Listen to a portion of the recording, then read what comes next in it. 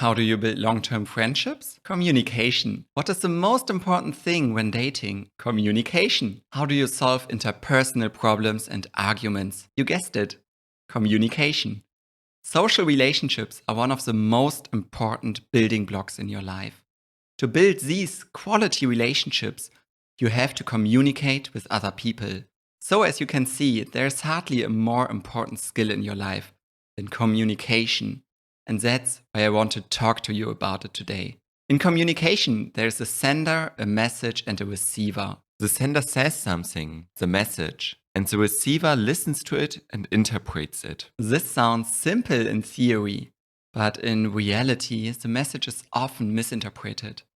This leads to misunderstandings and conflicts. For example, you are sitting in a passenger seat in a friend's car. You are at a red light. The light turns green, and you say neutrally, "The light is green." There's no malicious intent behind the sentence, but your friend feels differently. He could feel pressured by you to finally drive off and is kind of annoyed. This is a simple example. But in reality, it turns out that family members don't speak to each other for years because of such basic misunderstandings. Improving your communication is therefore about being better understood and at the same time understanding others better. It's said that only 7% of communication is about the words spoken.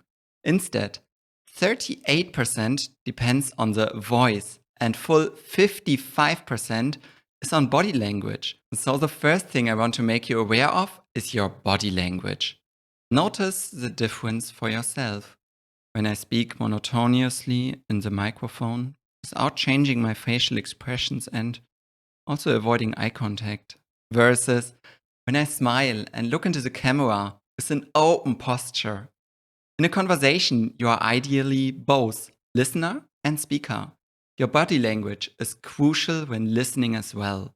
If you want to tell me something and I start to yawn, close my posture, and look several times at the watch, then you don't feel valued and the conversation ends quickly.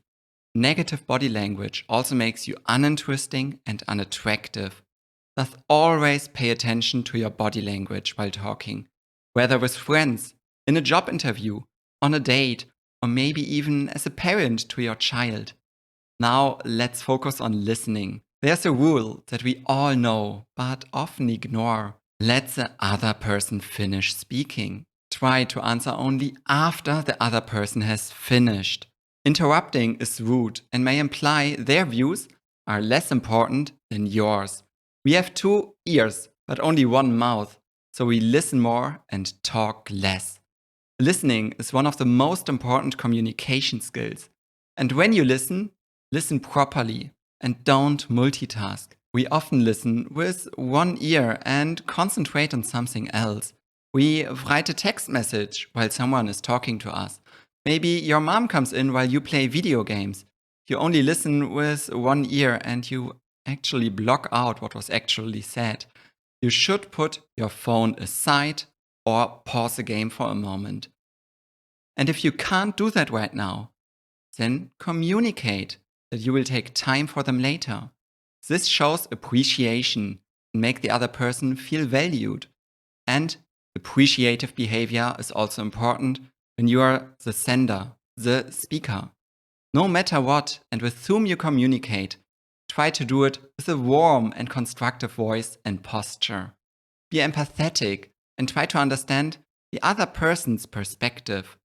What you say and how you say it are crucial for all conversations. For example, in a conflict, try to refer to so-called I messages instead of criticizing someone directly.